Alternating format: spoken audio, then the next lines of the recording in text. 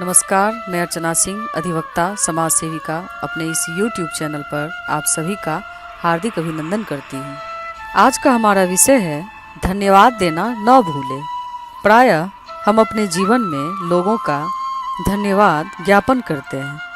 कोई हमारी मदद करता है तो उसे धन्यवाद देते हैं, उसके प्रति आभार प्रकट करते हैं, उसकी सहायता के लिए अपनी कृतज्ञता व्यक्त करते हैं। वैसे तो धन्यवाद, शुक्रिया या थैंक यू बोलना शिष्टाचार का एक हिस्सा है, जिसे हम सामने वाले व्यक्ति का आभार व्यक्त करने के लिए बोलते हैं। लेकिन शायद लोग यह नहीं जानते कि धन्यवाद देकर हम अपने सामने वाले व्यक्ति को सेवा के लिए भी प्रोत्साहित करते हैं, जिससे तत्क्षण ही उसके अंदर एक सकारात्मक ऊर्जा उत्पन्न होती है और उसे सेवा कार्य करने, दूसरों की मदद करने के लिए प्रोत्साहन मिलता है।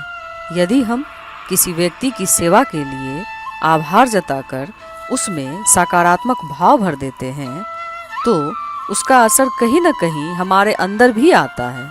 दरअसल मानव शरीर एक तरह का दर्पण है, अतः हमारे सामने वाले व्यक्ति के मस्तिष्क में जिस तरह की तरंगें उत्पन्न होंगी, हमारे अंदर भी उसी का प्रतिबिंब बनेगा।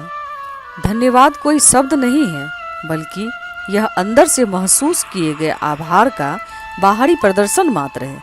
इसलिए इसे अपने व्यवहार का हिस्सा बनाए रखना जरूरी है। आजकल धन्यवाद कहना मात्र औपचारिकता बनकर रह गई है, इसीलिए यह अपना जादुई प्रभाव नहीं दिखा पाता। लोगों को विशेष रूप से विशेष तरह से धन्यवाद कहने की जरूरत तब महसूस होती है जब व्यक्ति या स्थान खास हो। हम में से कई लोग ऐसे हैं जो अपने घर में काम करने वालों या फिर घर में सामान देने के लिए आने वाले लोगों को धन्यवाद या शुक्रिया कहकर विदा कर देते हैं। गार्ड या चौकीदार जो दरवाज़ा खोलते हुए लोगों का अभिवादन करते हैं, उन्हें भी लोग धन्यवाद कहना अपनी शान के खिलाफ समझते हैं। कहने का तात्पर्य ये है कि दुनिया के लोगों से हमारा परिचय कराने से पूर्व जिस शब्द से सबसे पहले हमारा परिचय करवाया जाता है वह धन्यवाद कहना ही है। भारतीय दर्शन एवं परंपरा के अनुसार व्यक्ति अपने जीवन में अनेक प्रकार के ऋण लेकर पैदा होता है। जन्म से लेकर जीवन यापन के दौरान हम पर अनेक बार अनेक तरह से लोगों का उपकार होता है। जब हम इस दुनिया से विदा होते हैं, उस समय जीवन की अंतिम यात्रा के दौरान भी हमारे सब को कंधा देने के लिए 4 लोगों के कंधों की आवश्यकता होती है। इस बात से हमें यह समझ लेना चाहिए कि इस दुनिया में अन्य लोगों का सहयोग व सहायता कितनी जरूरी है। जब हमारा यह जीवन दूसरों के उपकार और सहयोग से ही आगे चलता है, तो फिर हमें दूसरों के लिए शुक्रगुजार क्यों नहीं होना चाहिए। जब हम किसी को धन्यवाद बोलते हैं तो इसका मतलब है कि प्रकृति के प्रति हमारा आभारी रहना।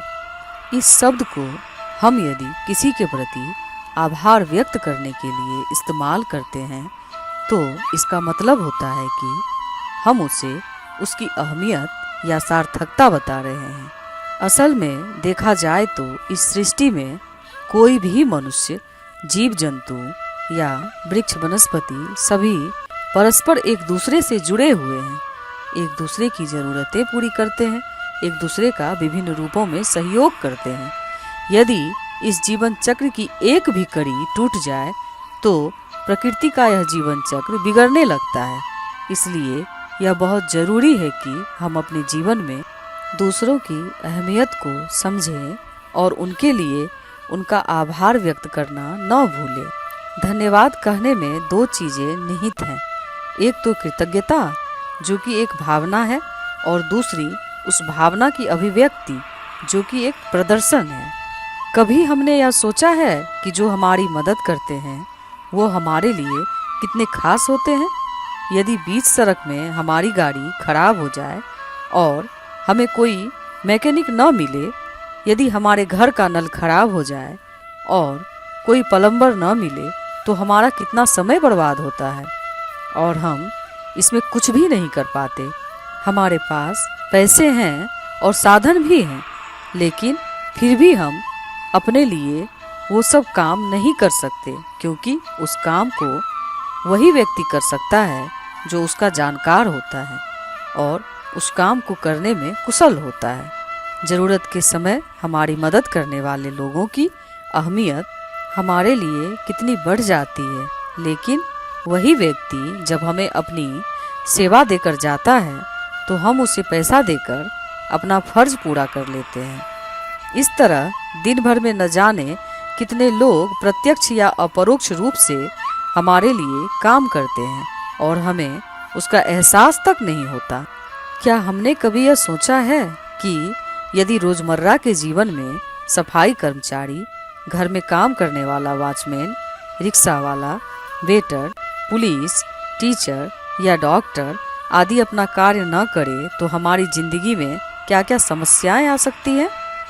तो क्यों ना हमें इनके प्रति आभारी होना चाहिए और इनको हृदय से धन्यवाद करना चाहिए। वैज्ञानिक दृष्टिकोण से देखा जाए तो यूनिवर्सिटी ऑफ कैलिफोर्निया के एक शोध के अनुसार धन्यवाद बोलने के कई स्वास्थ्य लाभ भी हैं।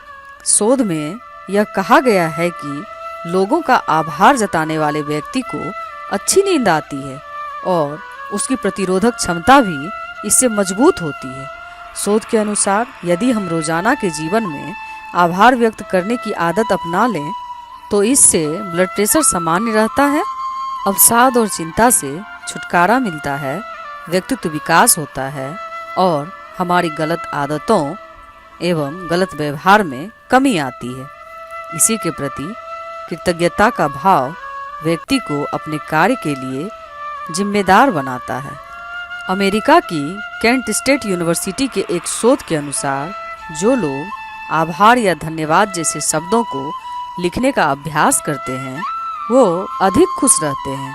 परिवार या दोस्तों के साथ उनके रिश्ते भी मधुर होते हैं, क्योंकि ऐसा करने से लोग ज़्यादा खुश मिजाज बनते हैं तथा लोगों के साथ उनके रिश्ते भी मजबूत बने रहते हैं।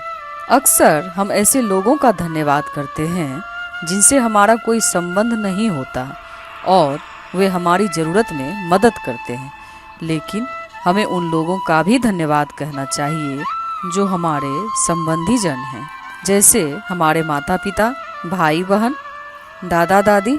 उनके लिए तो यदि दिन भर धन्यवाद कहा जाए तो भी उनका आभार प्रकट करने में यह शब्द कम पड़ेगा।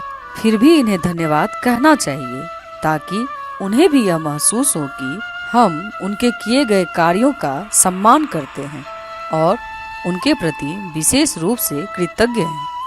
मनोविशेषज्ञों के अनुसार एक व्यक्ति अपने जीवन में कई तरह की परेशानियों से जूझता है, लेकिन इस बीच होने वाली सकारात्मक चीज़ों से उसे एक नई ऊर्जा मिलती है। धन्यवाद शब्द उन्हीं सकारात्मक चीज़ों में से एक है। धन्यवाद देना एक ऐसी प्रक्रिया है जो हमारे व्यवहार के साथ साथ हमारे अवचेतन मन पर भी अपना प्रभाव डालती है। लोगों को यह बताना कि आप उनके आभारी हैं केवल एक अच्छी बात या अच्छी आदत ही नहीं है, बल्कि यह दूसरे व्यक्ति से एक प्रकार का भावनात्मक संपर्क भी है जिसकी हमें अपने मानसिक स्वास्थ्य को बनाए रखने के लिए आवश्यकता पड़ती है। हमारे वेद पुराणों और शास्त्रों में भी धन्यवाद के बारे में बहुत विस्तार से वर्णन है। हम यह मानते हैं कि भगवान सर्वशक्तिमान हैं और उनकी कृपा से ही यह संसार बना और चल रहा है। हम स्वयं भी परमात्मा के प्रति कृतज्ञ होते हैं, अपना आभार व्यक्त करते हैं। हम अपने दैनिक जीवन में भी भगवान की पूजा आराधना करते हैं। यह उन्हें धन्यवाद करने का ही एक जरिया है और उनसे अपने जीवन के लिए मार्गदर्शन की प्रार्थना है। धन्यवाद देने के लिए हमें किसी विशेष अवसर को खोजने के बजाय छोटे छोटे अवसरों की तलाश करनी चाहिए। अतः हमें उन लोगों से धन्यवाद बोलते रहना चाहिए जो हमारे जीवन को जीने योग्य बनाते हैं और हमारी प्रत्यक्ष या परोक्ष रूप से मदद करते हैं। इसी के साथ आज के इस कथन को मैं यहीं समाप्त करती हूँ। बहुत जल्द हम फिर मिलेंगे किसी और विषय पे चर्चा करते हुए।